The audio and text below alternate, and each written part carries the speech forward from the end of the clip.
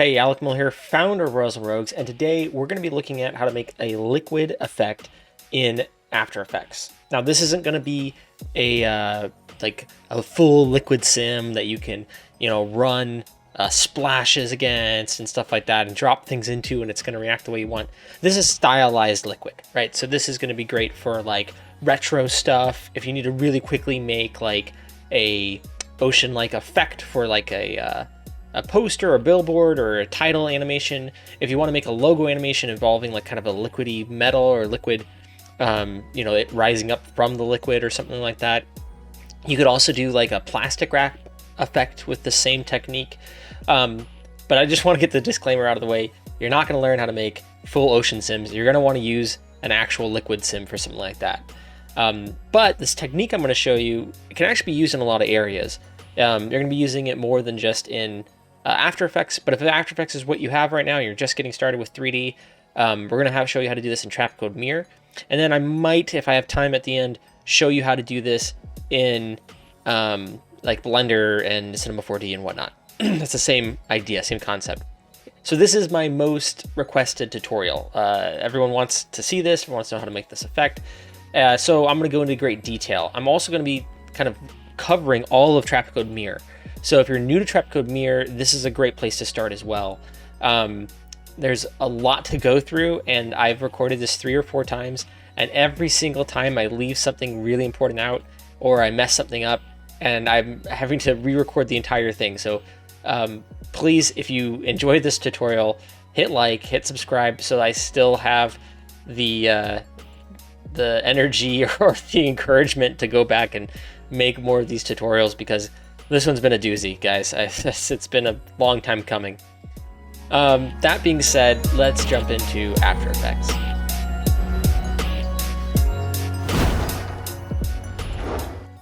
All right, so we're in After Effects here, and the first thing you're gonna do is make a comp. I've made mine a little bit smaller here, and you can hit Control-K to quickly bring up your settings. 24 frames a second, just because I want this to run well while I'm capturing. But it works for whatever size you're going to do. I'm going to Control Y, and I'm going to make myself a solid. I'm going to call this Mir. Then I'm going to hit Control Space, and what's cool is I have this plugin from Video Copilot, which just lets me type in whatever I want, and then it instantly picks it up for me from my effects or presets, and then I can just hit Enter, and it's there. So what's cool about that is it saves me tons of time and real estate. So I don't have to right-click, go through, try to find the effect. I gotta go to, where's Trapcode? Trapcode, and then Mir, right? So I did that in like 2 seconds, and it's the #1 plugin I use all the time. I recommend you guys use it as well. Okay, so here we have Trapcode Mir, and the way I want you to think about Trapcode Mir before I start going into all the settings is think about it like this. I happen to have a tissue on my desk, which is perfect. So Trapcode Mir, if I stop hitting my mic, Trapcode Mir creates a flat 2D plane in 3D space. And then it lets you crumple that plane, right? So it's kind of like creating this sort of a flat plane, and you can crumple it up, or you can, use different inputs to decide how it's going to deform, right? So you can hear my fingers, and where my fingers aren't, it goes down, and where my fingers are, it goes up. And so that's how you think about Trapcode Mir. That's all you're doing. It's just creating a sheet of paper that you get to manipulate. So if we go back here, you can kind of see, I'm actually going to rotate this 90 degrees. That's how I want it. And you can, and I'm gonna make a new camera. All right, new camera. Let's just make it 35. That's fine. And you can see if I pan here, and you can hit C to get to your camera controls, or 1, 2, 3. Maybe Alt if you don't change that, but I hate that, so I've changed it on mine. We can pan around, and you can see it's kind of, it's a crumpled piece of paper. If I go back to Mir, and I go to my fractal, and I turn the amplitude to 0, there it is. It's a flat piece of paper. And then all we're doing is distorting it with the settings. Okay, so let's go through these settings real quick. Size is pretty self-explanatory. You're scaling it up. I recommend keeping it a square. If you don't have this a square, it's going to distort some things. If you have something that you want to come through exactly the same here as it is in the layer that's driving it, it's going to cause you issues. So keep that the same. Rotation's pretty self-explanatory. Position, self-explanatory. Now vertices. Now if you're not familiar with 3D, what vertices are is, I'm gonna go to our texture, make this a wireframe. It's all these little dots. So there's all these connections happening, all these triangles, and these triangles intersect. And it's how many intersections you're gonna have. So right now it's 50 by 50, but I can move this up to 100 by 100, and you can see we've really upped our resolution. So that's how you should think about vertices, is simply think of them as resolution. And that's going to give you a really good idea of what's up. So I'm going to get rid of a couple of these two here. I just want my waveform, and you're going to see why in a second. So I'm going to turn this back to density. And we can kind of leave our geometry alone for now. That's pretty much what we want. Repeater is not something we're going to look at today, but essentially it's how many sheets of paper you have. So you can keep making more, and you can move them around and offset them. And you can see there's another one on top right of the first one. So you're making more than one pieces of paper, and you can move them around and stuff, but we don't want any more than one for now. It's not really useful for what we're doing, but there's applications where you might want more than one. Okay, so amplitude, we've already gone over this. This is how high the peaks and valleys are going to be, right? And then we have frequency. If we look at amplitude too, actually, let's go to this. There's individual amplitudes. So right now we're moving this in 3 directions. We're kind of sending it all over the place. We're sending an X, which is sideways, Y, which is, up and down, away from the camera. Because remember, when we originally made this, it's facing this way, right? So Y is towards Y is going to be upwards, this direction. X is going to be this direction, and then Z is going to be deep. Z is going to be depth, right? So when I turn it in Z now, you can see it's going to get deeper. So we only want Z, really. We don't really need these other ones. And they might mess with what we're trying to do. So we're going to get rid of them. All right, so amplitude's how high it is, right? How tall your peaks and valleys are. And then you have frequency. And this is the confusing one, because I think people kind of don't really know what it's doing. You're like, what's this doing to this thing? What's frequency mean? And the best way to think about it is, if you think about the frequency of a sound wave. So sound waves, when they move, a low frequency sound wave is going to be very like this, right? It's low frequency. It's going to be a low note. It's going to be very wavy, but long. And a high frequency sound wave is going to be more like this, right? It's going to be really, really sharp up and down. And what's cool is we can visualize this by looking at our Lumetri scopes over here. So I look at our scopes, and I have the frequency. Let's turn my camera a little bit. I have the frequency high. You'll notice that there's all these peaks and valleys. If I lower the frequency, you'll see they're starting to spread out more and get more flattened out and a little more wide. So that's what your frequency is. It's not exactly how tall anything is, right? Because these are more or less staying the same height. It's the frequency of your noise pattern. So how much noise is being generated. From there, we can kind of take a look at a couple of these other settings, which is going to be individual frequency. So again, X, Y, and Z. So we can turn X, to 0, Y to 0, and Z to 0. That's flat, right? Or we can make these all 100 again. And there you have it. Okay, so we have evolution, and that's just simply the how your noise is changing as it goes. We have offset, which is pretty self-explanatory too. It's just moving the pattern, on top of the shape. All right, we have all those offsets. Then we have complexity, which is somewhat hard to explain. It's not really the same as frequency or scale. What you'll notice is if I get above like 3, it stops messing with the main part, and it starts going to like the shadows and the shallow areas and adding more details there. And so essentially what's happening is it's taking this pattern and repeating it smaller and smaller and smaller, wherever it isn't already created, right? So it's adding more and more versions of itself where it needs to be. So it's kind of hard to explain here, but it'll make more sense in a second. So don't worry about that. Octave scale, as well as octave multiplier, are, if I turn up the complexity, you can kind of see we're scaling or multiplying our complexity, more or less. So I actually want this all pretty low. 1 I might turn this to 0, 0. Okay. Spiral just bends it. This makes it a spiral. Don't worry about that. And then bends it, which we're not going to use. But it's useful if you wanted to fly through like a tunnel or something. You know, you could fly through a tunnel of whatever if you want to make an intestine maybe. But we're not doing that today, so I'm not going to do those. Smooth normals is just a kind of rendering technique. We don't need to worry about that right now either. And then Z range is going to be really important, but not yet. We're not going to really look at it, but you can just see it's how high up or how far down your range is. Now, it doesn't seem to make any sense here, but that's also going to make sense in a second. Okay, so then you have material, and this is going to be more or less what this thing looks like. So you can go to like, chalk, and it's going to be kind of white. You could do smooth surface, but you're going to want to use probably something like aluminum or, metal. I might do aluminum here, and then you can change it to more of like a blue.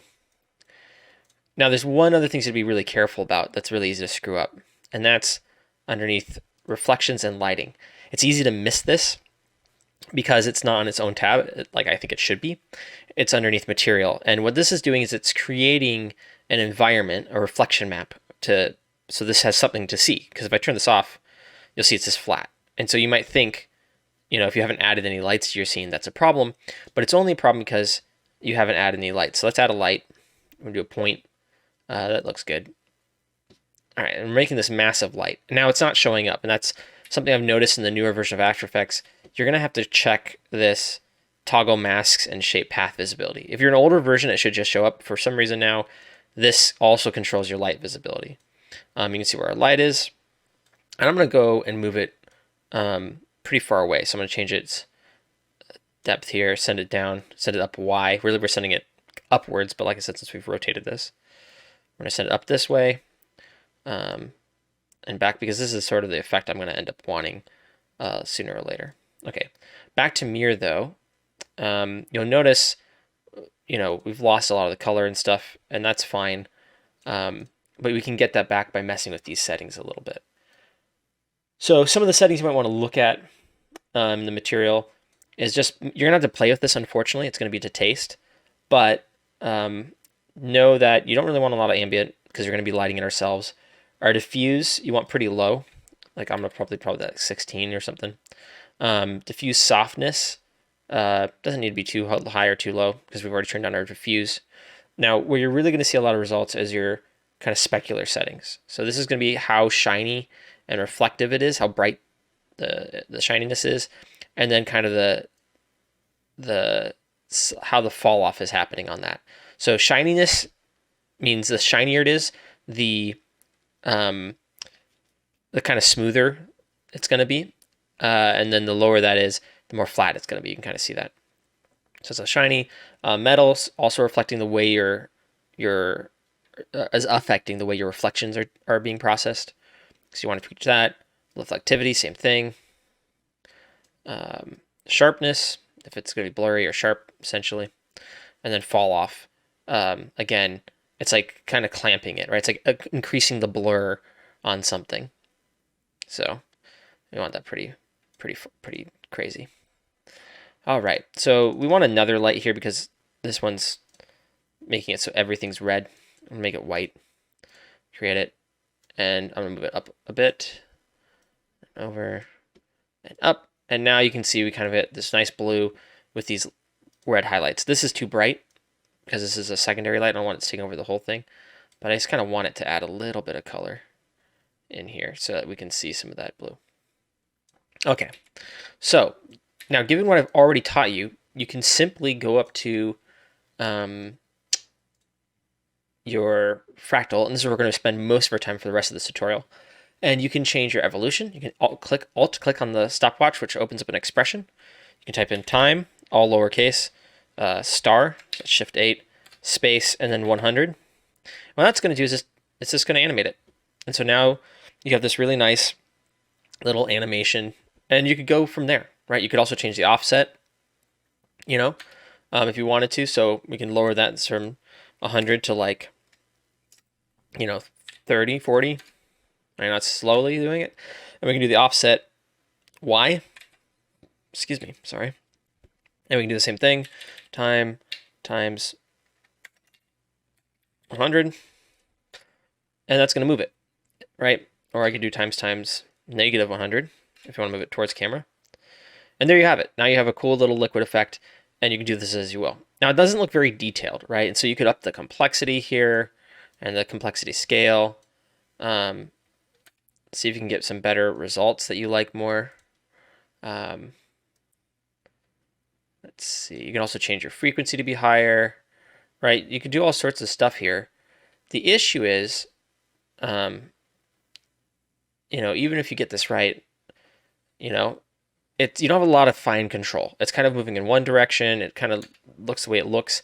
There's not a lot you can do. So we're going to disable those. Yeah, I'm going to disable that too.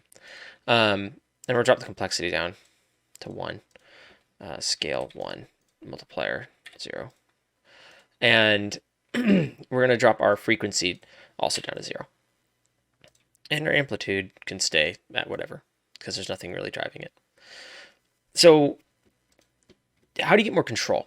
Well, the way you get more control is you're going to create a solid. We're going to call this water.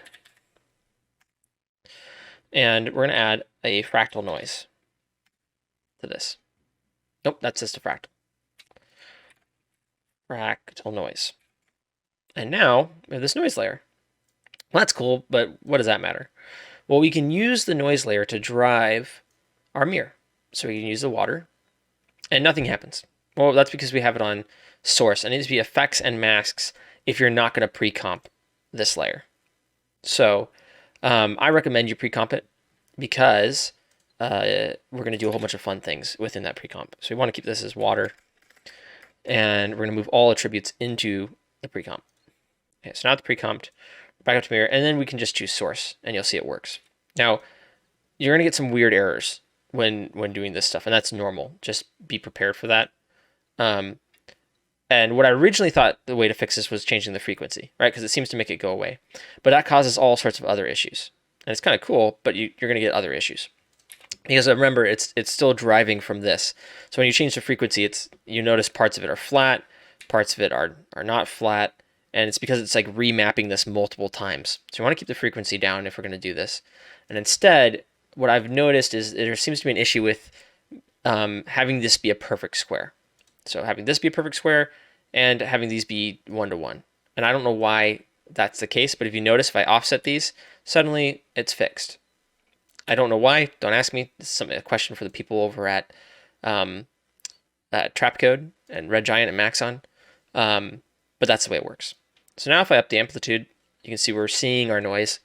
The other thing I left out earlier is tessellate, whether or not you're doing triangles or quads. I can show you what that is, which is simply, if I go to wireframe, you can see this is triangles, and there's a whole bunch of triangles, and I could do quads, and now they're all squares. It doesn't really seem to change anything for what we're doing. There's certain things where, calculating it this way is going to affect the way it looks. Reducing geometry is just reducing how many vertices you have, I believe. Yeah, so we're cutting it in half, auto. And so what this is useful for is, if you're doing something really complicated, which we will be eventually, you can use this to quickly preview it at kind of a lower resolution and then switch it back up without having to drag these numbers all over the place. You can just kind of cut it in half. So yeah, that's cool. Same thing with bend here again. Bend just bends it. So this is another place you can bend it. So, and steps, what that's going to do is going to break it up, right? So it's skipping a set of vertices in, either Y or X. So if you want to make a whole bunch of squares independent of each other, this is how you could do that. But it's not really that useful for what we're doing ourselves. And we want to switch this back. I'm just going to undo until I get back to where I want to be because I cannot remember. Okay, we're at custom. Okay, cool. So, yeah, and this is a good example. It doesn't change the way this looks at all. All right, so now that we understand how all that works, and now that we're running our noise layer as our source, what's some fun stuff we can do? Well, the answer is there's a lot of really fun stuff we can do. One thing to check out is the Z range, and you're gonna have to look at your noise and make sure, check something. So what I'm gonna do is, if I make a a new shape layer, let's say, and I make like a white circle, it should be mapping white, should be up here, our peaks, and everything under white, the darker it is, should be the valleys. So if I make a new solid, and we can control Y, or you can click there, you can see, if you look at the Lumetri scopes over here, as I make it brighter, it's rising up, right? It's getting closer to 100. And if I make it darker, it lowers. And that's what we want to happen. We want this to be driving our displacement over here. So we go back here, and I look at what's happening.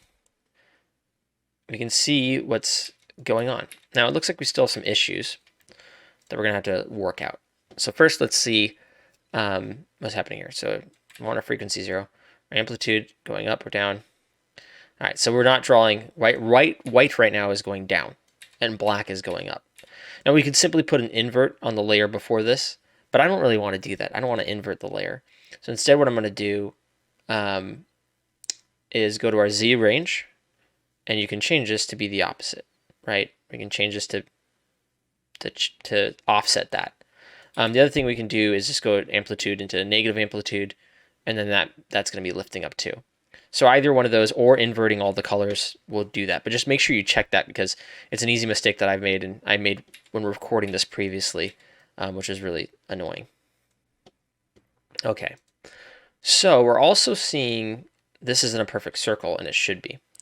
And it could be for a number of reasons. Normally it's because these are not linked, but they are linked. So, okay, so like I said, if this is coming out oblong, what we need to do is look at our inner layer. And if you notice, this is wide, and we're mapping it to a square, right?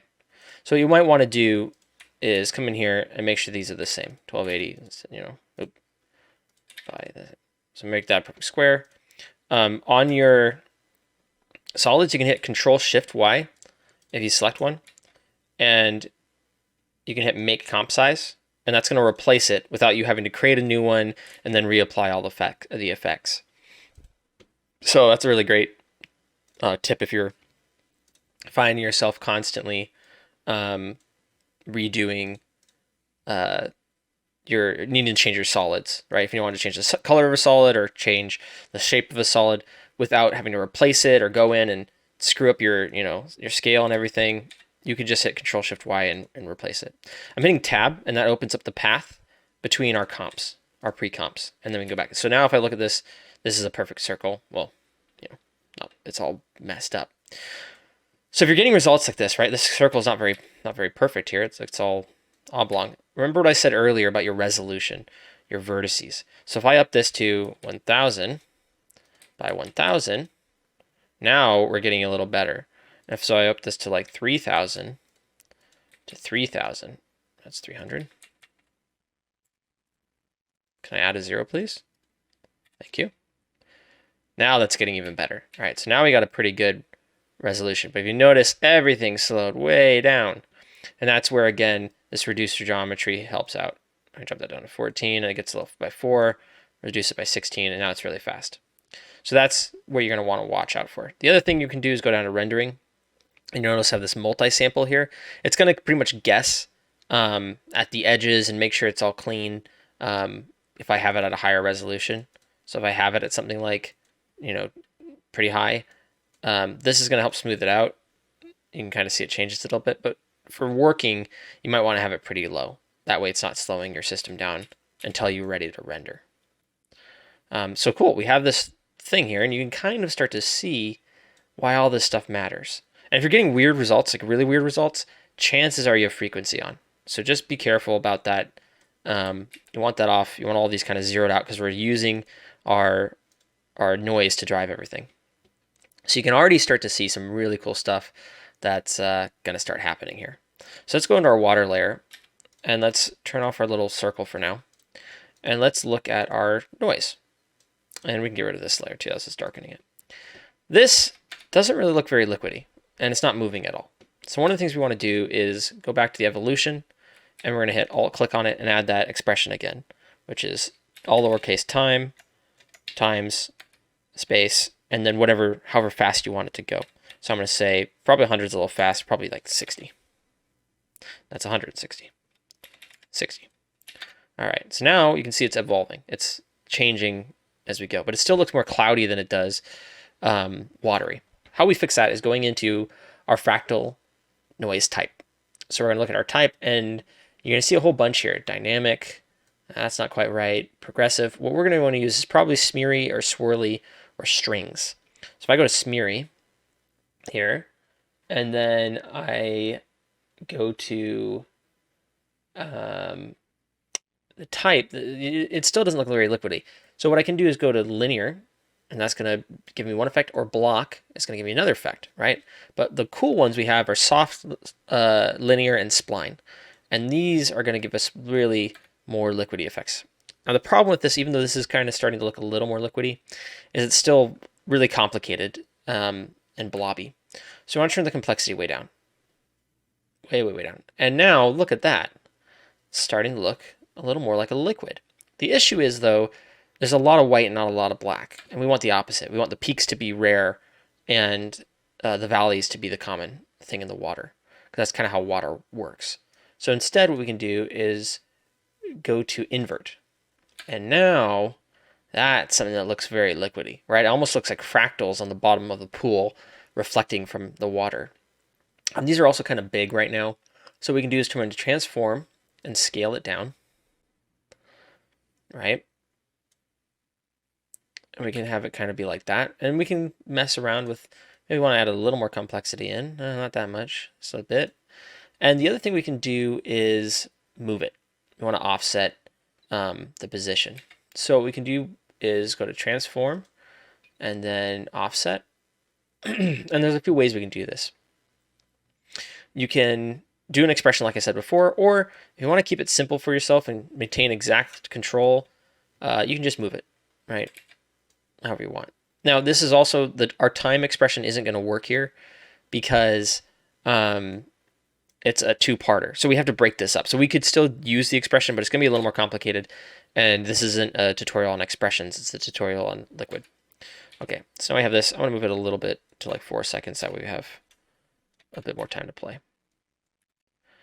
Okay, so now if we go back to our top layer here, tab, tab, and now you can see we have like sharp little peaks here. That's flowing away from us, which I don't want. Let's make it flow towards us. So we're going to do the opposite direction as we were going. We're going to go this way, a whole bunch. All right, there we go. Now it's flowing towards us, and it's evolving as it flows. So that's pretty nice. I'll move this out here so it's not flowing so fast. And there we have it. There we have a kind of liquidy effect. Now there's still some major issues with this, right? Is it's too simple, right? It looks exactly like, something from like maybe the 90s or something, or like VeggieTales back in the day. Real simple graphics. We don't want that.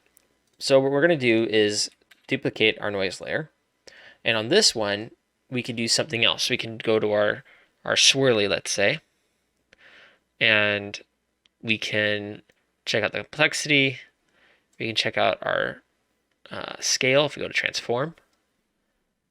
Right, so that might be something we might want to do. The other one is we go to strings. Let's look at strings. Let's not invert it, because now the blacks are going to be, again, the low points, and the whites are going to be the high point. And we can do a little bit less, make it even slower moving. We can scale it up or down. But one of the things you might want to do is have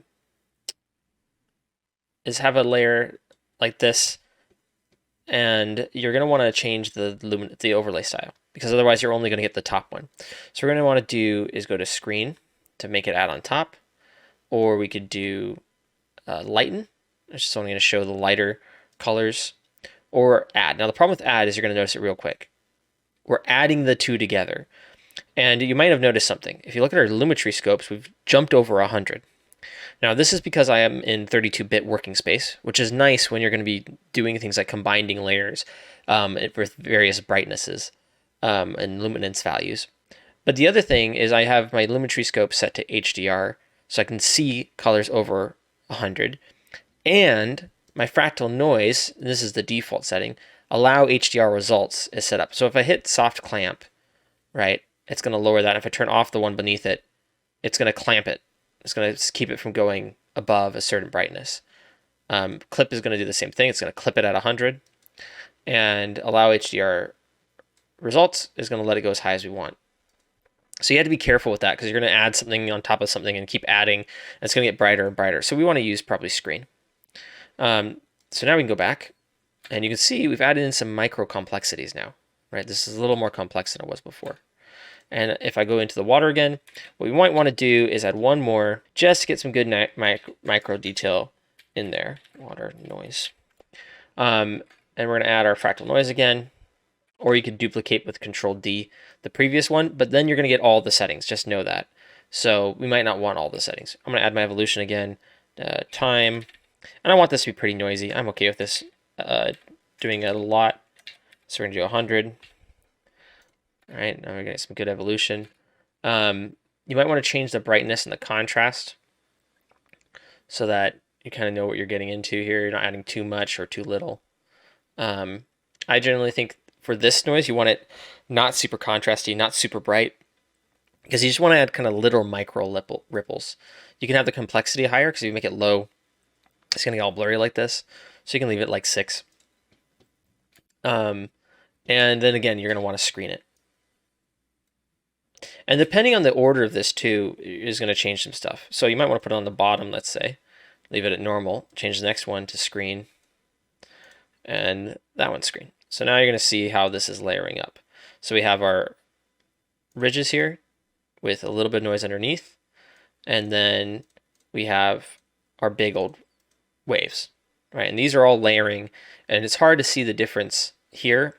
But trust me, it's all going to come through. So now if we go back, now you can start to see we have these little micro ripples between our ripples. And if they're not showing up, again, you can up the contrast, brightness. You might want to solo this out. Brightness, contrast. And you can do the same with all the other ones, right? You could look at this one and go, you know what? This needs some more brightness and some more contrast. So I get these really high peaks. And the more black areas you have, the more the lower layers are going to show through the way you want. And then the same thing with this one. Let's see. I'm going to have this one be a little more bright and contrast. And so now what we can do is control various ridges, their heights and everything else based on that. So that's really cool. And I have it soloed, so I need to turn off the solo. And now you're going to see all the micro details, right? So now we have these ridges, we have these taller ridges, lower ridges, we have some micro detail in the shadows where the water's more flat. And this is going to also allow you to make this as turbulent as you want. If you want big waves and big peaks, what you can do is select that layer, up the brightness, make that really bright, and then up the contrast so the darks are dropping down quick, and then change the scale, right? So you can make the scale bigger. And now we're going to get some really big waves, right? And if we go back in to our water and unsolo that, you can kind of see how that's working out, right? We're creating these big waves, and if I up my amplitude here, you're starting to see what we want. And you can play through Z lift to show how high or how low you want this to go. But I don't want this to be that high or that large, right? I want to drop this back down. I'm going to drop the contrast back down a little bit, and the brightness definitely down. Okay. So there we go. Now we have some cool flowy liquid, some water, as it were. So that's pretty neat.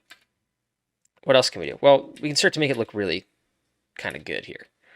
A lot of this is to taste, and I wish I didn't have to say that all the time, but that's just the case. You're going to have to tweak it. You're going to have to mess with the settings, your lighting. You're going to have to mess with the fractals to get it to look exactly the way you want. But what we can do is play around with the colors and see, okay, what do we want this darker? We want this lighter. I want this darker, because I want this really cool effect like this. And it's not very big right now, right? So we can also make this, scale this up a little bigger. And one of the things I can do that's really fun is, let's see, I can make a solid or a shape layer here. Let me make it orange. And then like this. All right, maybe drop this down a little bit and make it a little more red. Or we can pick from here, I guess, but that's not going to look exactly the way I want. Brighten it a little bit. Okay. So now what we can do is drop this below everything. And it kind of looks like, I want this brighter. It kind of looks like it's our sun, right? Making us this cool light. And we can also do another solid. Name this BG. This is what I call background. Drop it down, grab a ramp. And then let's go from this sort of blue and orange. And let's change the height of this. More like that. And now, very quickly, we've made a very cool stylized sort of liquid effect. One of the things you're going to want to also do, I would do, is go to layer, you could do a new adjustment layer. And there's some of my favorite effects are going to be star glow. And it's not doing anything, and that's because we need to change all this stuff. So pre-threshold, we want to drop this down. And we're affecting everything right now, which we don't really want. So I'm just going to put this on the water itself on the Trapcode Mir layer because I don't really want everything glowing. So you can drop the threshold down, and that's going to accept more. And raising it up is going to make it less. And what you can do is go to your presets and do something like a white star. And the threshold soft is going to be how soft it is and acceptance of the things nearby. So if I turn off like the source opacity here and I solo this layer, you can kind of see what it's accepting. So here it's accepting everything. Here we're only accepting the super bright peaks. And then here we're allowing a bit more back in. So also, if you don't want it super shimmery, then you want to turn this up and it's going to be more forgiving. Turning it down, if it drops out of the white space, then if it drops out of the acceptable range, it instantly turns off. You might want to boost the light a little bit, and you can have it on screen or add as it might be appropriate for what we're doing here. We're going to turn off solo, and we're going to turn the source opacity back up. So now we can see what it's on again. And then we get this super nice shimmers coming on top. So I probably don't want it that bright. And the streak length is pretty self-explanatory. It's just how long, if I make it really bright, how long these streaks are. So really shallow streaks. So I make it pretty, the streaks not very long. I make it fairly bright. You could play with screen versus add. Add's gonna be more intense, like I showed you before. It's multiplying the colors, right? It's adding the color on top, or the brightness of the two, versus screens filtering it through. So yeah. So we can do that.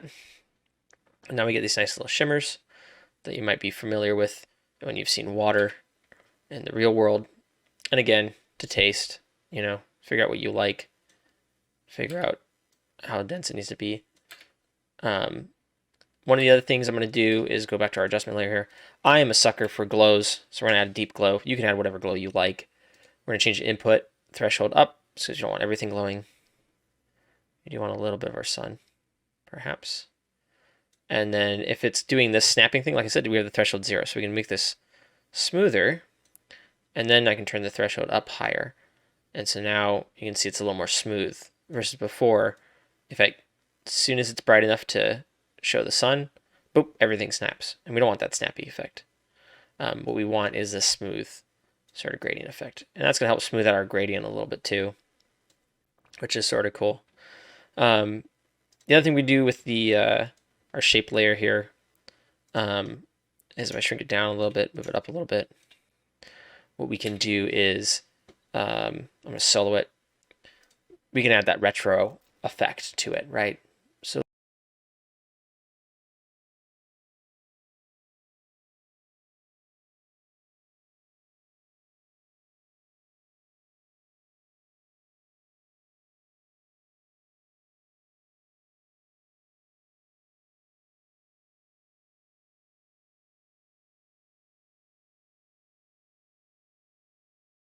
what if we want to do something even cooler? Well, we can go back into our water here, and I'm gonna make a new I'm gonna make a new solid, Control Y. I'm gonna call this blocker again.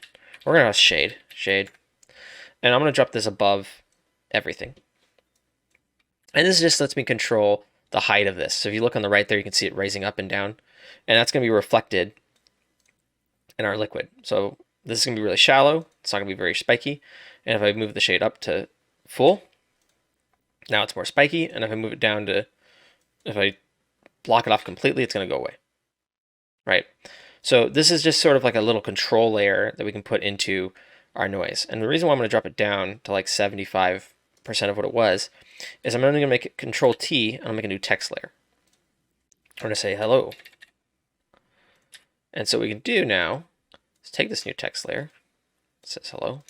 Don't want to be too big.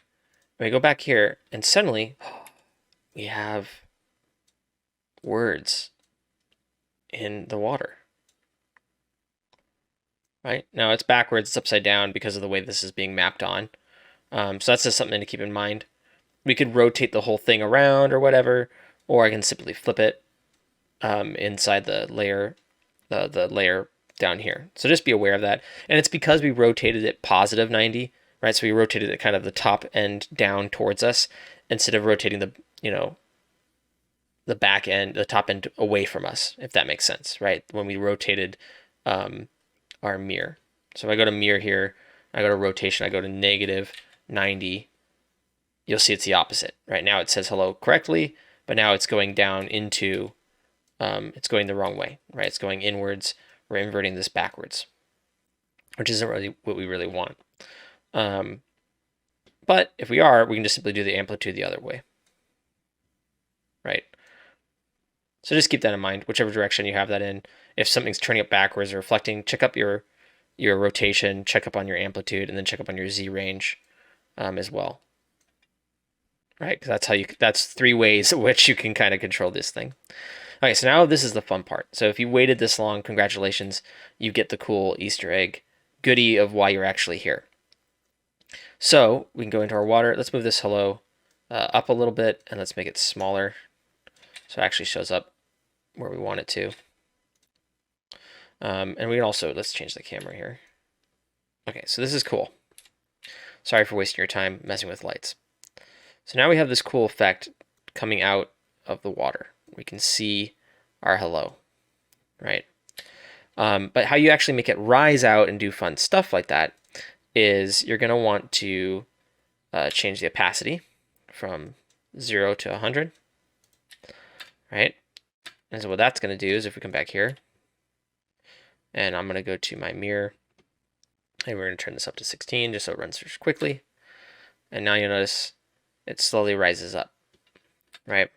Maybe 16 is too much. Let's do 4 again. So it goes from flat to coming up and out of the water. Pretty cool way. I like it. So the issue is it's not interacting with the water really, and when it comes up, it just rises up like out of Jello or something like that. So the other thing you want to do is add some like a Gaussian blur or box blur. So I'll add a Gaussian blur. We're going to turn up, but we're going to want to check, you'll notice, we're going to want to check repeat edge pixels. Normally you want this on if you're applying it to the entire thing, but when the bounding box is this small, it's going to make it all square. So I'll check that. And what that's going to do now, if we go back, is now it's flowing in a little more. And I'm going to turn this off just so we can see it better. And I'm going to turn off some of our effects also so we can see this better. I'm going to turn that off. And star glow. Turn off star glow for, we'll leave it on. The other thing I'm going to do is, let's get back to this point light. Let's up this even more just so we can have some good fill here. So now we can really see it. There we go. All right, so now you can kind of see what's happening here. Right, our hello is all blurred out. So we might also want to adjust that over time. So blurriness. And so this could be anything. This could be a logo. This could be whatever you want, you know? And then what you could also do is in the water, in our shade here, we could also animate this too. So once it's on, once it comes up, we can have it go down to, up to 100, completely block that out. Our hello is white then. It's going to be the only thing we're seeing. All right, and now if I come back here and we preview this, you're going to notice it comes up. I'm going to take a sip, and then we get rid of everything else. And then to fix again the circle and whatnot. So you can see how you could use this to like plastic wrap something, right? As well. And the way you might do that is in here, really up that. And now we have this nice plastic wrap. And what I did is I just duplicated the hello, so that way there's always this nice crisp part, but then there's one underneath that's not as crisp. And we're gonna want to get rid of that blurriness and always keep it a little blurry.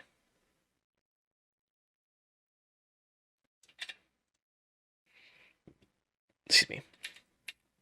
And now you kind of have this cool plastic wrap effect, right? Like it's getting heat wrapped or something. So you could do that. You could do the heat wrap effect. You could do, you know, like I said, a rising out of liquid effect, whatever you want. But I actually don't want to ever have the water go away at all. We want to keep it something like this. There's something else I messed with here somewhere that's making this go crazy. Hitting U to preview all that. Oh, okay, that's making that go crazy. Okay. Hitting U lets me see all the keyframes on a layer.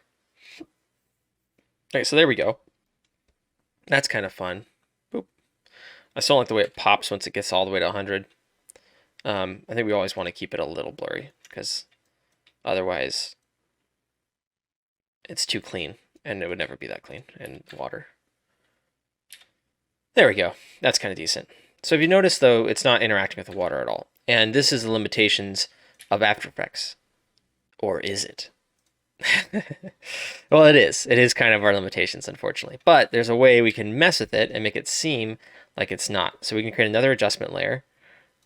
We're going to drop it below our text. And what we can do here, oh, and also, just really quick before I forget, if you wanted to make like a ripple, right, you just do the same thing as this. So you grab these, you drop it on the ripple, and you'd also scale it up. Scale from there. Well, let's make this bigger, right? And then from that to like nothing, right? And then you just duplicate it, boop. And you probably would want it blurry the whole time. You probably don't ever want it not blurry because it's a ripple. Boop, and you can just duplicate it and offset it. And now if we go back here, you'll see we get a ripple. So you can kind of simulate stuff, right?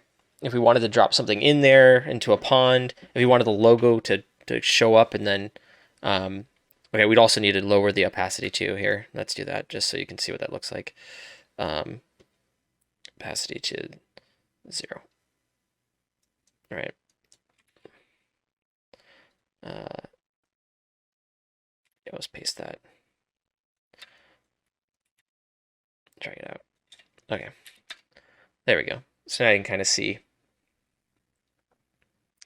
a bit of a ripple effect here. And you'd want to change these, right, to be smaller and smaller, right? And you don't want them all to be the same size. You need to study ripples and how they work. But you can get that effect going, right? And you might want to make them not perfect circles. You might want to, wobble them a little bit and whatnot, add some distortion. But you could really get some cool effects doing this. That's almost liquid-like. So we're gonna get rid of our ripples. Back to our text. But one of the cool things you can do here is go to our adjustment layer and add a liquefy. And you could do this with a number of ways, but I'm just going to do liquefy to adjust it quickly. If we hold down Control, that's our brush size. And again, you want to make sure this isn't checked. If you're having issues where it's like I can't do certain things, this might be your culprit down here. So just know that. So I'm going to select liquefy. And instead of selecting smear, I'm going to select bulge. And I'm going to get this just bigger than our H here. And I want to change the bloat tool, I guess it's called bloat not bulge, and pressure. And I want to make this pretty high because I want it to be visible. All right. And what you're going to do is just draw by your letters. Now this isn't showing up. So I want to make this even higher. I want to make this even bigger. See, is that too much? That might be too much. We'll see. Okay, I'm gonna especially go to our O here. And we're gonna go to the edges of it. Let me choose a different second marker here. There we go. Let me also get rid of our shade for a second. Here, is that gonna help? That's sort of helping. Oh well, we'll see what I'm doing. So go to bulge, push it out, and you can kind of see this effect already. You can see that what we're doing is moving things around. I think, all right, just for my sanity, I'm gonna do this. We're gonna do levels. And what I can do here is make some more contrast, because this isn't contrasty enough. Now, this is gonna be all crazy if I render it out with this, so we're gonna turn that off in a second. But I just want to be able to see what I'm looking at. All right, so we're gonna select our bulge again. Here we go. Okay, and we're gonna push away. We're gonna do this. Some bulge here, especially on the corners. And what you're noticing is we're kind of simulating this idea that this is taking up some space and pushing the liquid around. Now, again, there are better ways to do this for sure. You know, you can run an actual sim, you can get yourself X particles in After Effects, or get want something going in someplace else, you know, something like Blender, and do it there. But if you're looking for something quick and dirty, or you're stuck in After Effects for whatever reason, this isn't a bad way to do this. There's other cool things like swirl, which I'm going to put right here, or we can put inside the center of the O, let's say. Let's do that. Let's put it in the center of the O. Right. Let's scale up. Swirl this a little bit. All right, and I can make a really big one right below. Okay.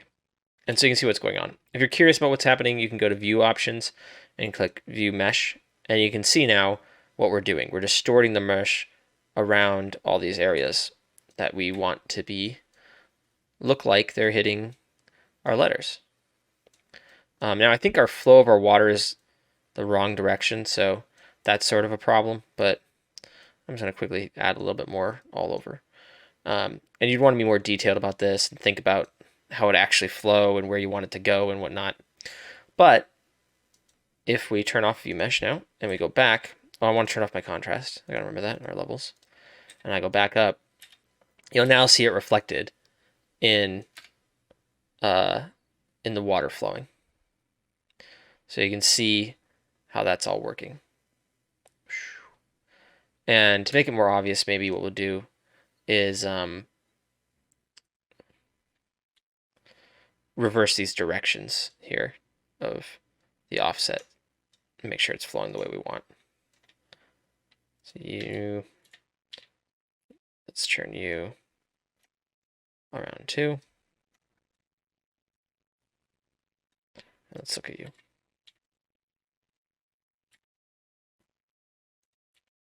All right, we're not doing anything with the noise. Cool.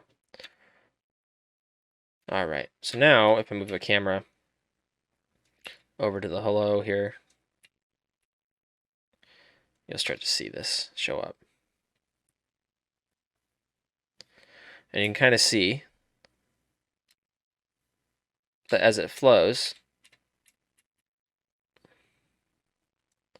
it's getting pushed around. Let's also, for now, what I'm going to do is we're going to get rid of the beginning part of this and just have it at the end, because I don't want to see that. So especially if you look around the L here,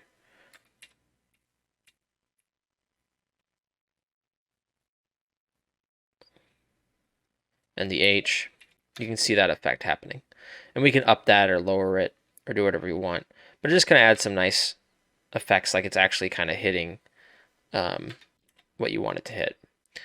If it's not showing up a lot, you can up the percentage. And now it's going to be more obvious that that's happening. So that's kind of a way to make it, for a little bit show, oh, look, it kind of looks like it's hitting. It kind of looks like it's affecting this. Hey, future Alec here. I left out one part of this tutorial. I had ended it, I was ready to edit, and I realized there's one more tip I wanted to give you guys and gals and before I ended for the day. So we're gonna do this real quick. Bear with me here. Um, it's about depth of field. All right, so in Trapcode Mir, there's some depth of field settings. They're a bit wonky. I'm not gonna lie. So we go down to visibility and rendering. There's a few things to keep in mind. One thing to keep in mind is this near far fog start and things like this. So what this is going to do is cut off how much of this you're going to see. So if I have this near, you can see it cuts off close to the camera. And far, if I cut it shorter, you're going to see it's going to cut off the end of what we can see. And this is nice if you don't need all of it or something like that and you just want to cut it down. That's fine. I'd leave it alone. But if you make something really, really large and it's not showing up for some reason, or if you move the camera really close and it's going away, take a look at these. The other thing is fog start and fog end. And it's pretty self-explanatory, but if I lower this, you can see as I get closer to the camera, there's going to be this white filter showing up. I think our noise might be getting rid of it a little bit. So if I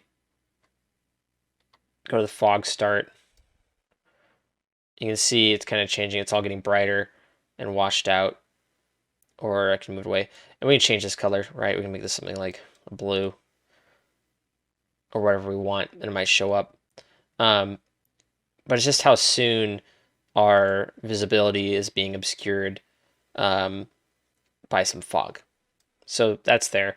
It might be something you want if you're like doing mountains or something like that and you want to see some of the peaks and valleys or whatever. But for our purposes, we don't really want it. So there you go. Now you can start to see it coming in, right? So we have this kind of fog that clips out at to white. The end was probably too far away, so you fog end a little closer too. So you can kind of see how that works. But it might be useful, right? We might want to do something like this because and make it orange. Right now we kind of have this orange fog that gets brighter. The problem is it's adding it like on top more or less, and so it's gonna be really bright. Even if we make it orange or whatever, it's not gonna be what we want typically. So I want to back that off, but maybe have it start pretty soon. I get 0. So what else can we do? Well, the other thing to keep in note is depth of field. So you can see here it's off, and there's some weirdness. I'm gonna save because it might crash. So if I turn it on camera settings, you think it would just work, but it doesn't. And there's a few reasons for this. The camera in After Effects doesn't like to play nice with a lot of things, so that's part of the problem. The other problem is it has to do with some of your shading. So if I go to shader, and we didn't really deal with this at all much because I didn't really have the time. But you want to leave this pretty much as is, because if I turn it to density, you're going to see it's going to mess with stuff. If I turn it to flat, you might like that. It's just the way it's interpreting it. This is where we were earlier to see our wireframes or fill, so it's good for some effects. You can do 2 effects. You can overlay a wireframe over the normal one or something like that. But the biggest thing is ambient occlusion. And ambient occlusion essentially is saying if something's nearby something else, create a shadow, right? If this is next to that, create a shadow. And so you can turn that up if you want darker darks. If your darks aren't, quote unquote, dark enough, you can turn that up. The radius is going to be how wide those shadows are, right? And so on and so forth. So if it's off and you try to turn on your depth of field, it's going to give you a warning telling, hey, you have to have ambient occlusion on. I don't know why. I don't know why this is the case. It's weird. You're better off not doing that. What you're better off doing instead is at the very, very end, when you know everything's exactly the way you want. It's completely perfect. You're not going to change it. You're going to want to grab your water, mirror, and camera, and probably your lights. You're going to want to duplicate them by hitting Control D, and then you're going to want to hit Control Shift C to put them all into a pre-comp. And recall this is Z. Okay, so we've made an exact copy of everything, and we've put it in Z. We're going to turn that off. We're then going to go into Z. We're going to click on our mirror layer, and we're going to get rid of any effects on it because we don't want that. Under rendering, instead of full render, you're going to go to depth. And if it's not showing up, maybe depth normalized. Okay, so now we have this kind of black to somewhat gray. And what we're going to want to do is add a levels to that. And you can see there's a little bit of color information, so we're going to drag this down. And now it's starting to show up. So now what you're seeing are all these little ridges, and it looks kind of like a ghosty version of what we already had.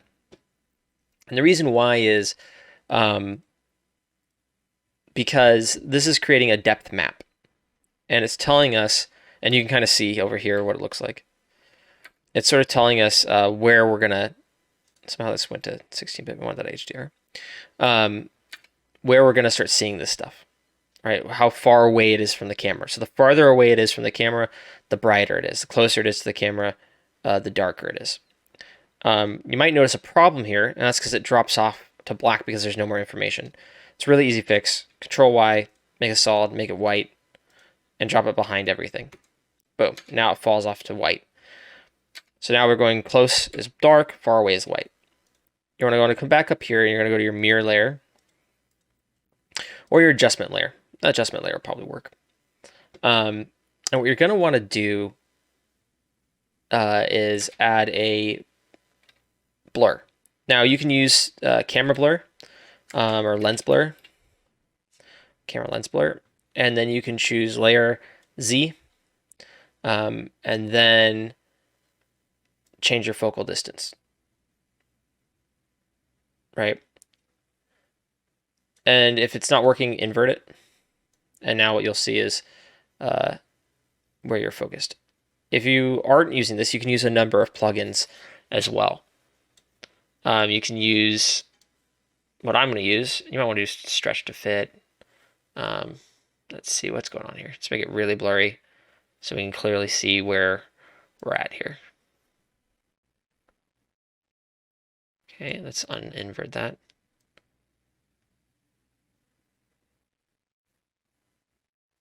There we go, we had it. All right, it's really sensitive. Okay, there you go. So now you can see the focus is like somewhere in the middle here.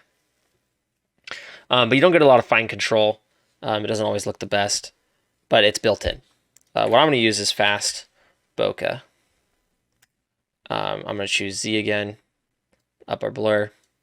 And then what this allows you to do is have a whole lot of fine control over everything. So if you're trying to do blurry water, right, and rather than trying to manually blur it, you can use that Z pass in order to choose your depth. So I'm going to use a point. We're just going to say there, pretty close here. And then what we can do is we have a whole lot of fine control, right? So we can up the brightness gain, which is stuff that's out of focus is brighter, whatever we want. One of the things I like to do is under iris, I like to make it a hexagon. I don't know why. It just feels more like a real camera to me that way. And you can change your blur radius however you want. And we have some other things we can do too in this that are different. One of the reasons why I like this is I can do focus zone width and just make it wider width so we get more area that's in focus. We can offset it. And so this is just real nice for art direction. Some of them might give you more realistic results or different results. You can turn on the far factor. So the farther away it is, the less it's not going to be as strong. You can render each zone separately. So one, you change it. So I really like this plugin. It's just a really fast one. I think it's using my GPU to render. If I have the Pro version, there it is. Even without it, you saw it's pretty fast. So it's just a nice effect. But that's how you get a depth of field effect on this whole thing, right? And you can also do some fun stuff here too, right? If we like look at this and go, you know what? I don't want my whole sun out. You know, you could grab your white background and then move it down and add like a fast blur. Here, not repeat X pixels, you know.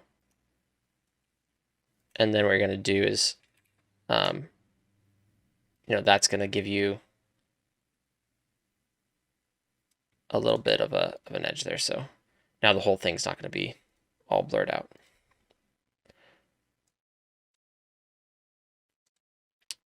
Let's see, we can drop the blur down a lot. So if you're wondering how your depth of field works and you want it to show up, that's what you're gonna do. So that's just a quick jump in from future Alec that forgot to record this in the main video, because I know a lot of people are probably going to want to blur stuff, and you know, that's a problem. So back to the video. Sorry for interrupting with a maybe different energy level or whatever, but that's how you do that. All right. And that's more or less it. So you can play with, you know, these sorts of effects. You can play with, instead of this, you could do a shape of some sort, you know, whatever you want. The sky's the limit. It's just your imagination, really, as far as to how you're going to do it. I've taught you the technique, and now it's on you to play with it until you get what you want, to get the results you want, the look you want, and all that good stuff. I think we turned up the intensity here. Turn that down a little bit. The radius. All right. So thank you very much for watching this tutorial. I hope that you learned something. I hope it was entertaining. I'm getting a little tired. Like I said, I've shot this like 8 times. And I'm at the end of my energy here, so sorry if this is low energy at the end. But there you have it. That's how you make a liquid effect that's somewhat believable in After Effects in Trapcode Mir. This was quite the tutorial. It was a lot of work to get right. As you saw, even in this latest version, things still kind of went wrong. Mir is a bit of a wonky solution. Now, you can do the same thing, by the way, in any 3D program, and I'm not going to do it at this second, but you can simply do that same thing. So you can make all of your water here, do some cool fractal effects, and use it to motivate a displacement layer, right? And if you do that, that's also going to give you this cool effect. Now, you can do all this probably in whatever program, 3D program you have. But if you get something in After Effects, you know, you really like, render it out, export it as an image sequence or as a small video, and throw it on as a texture and see what happens. But there you have it. There's liquid simulation in After Effects. All right, that was a doozy. I have no idea what time we're at. It's probably been like an hour. So thank you so much for joining me for this tutorial.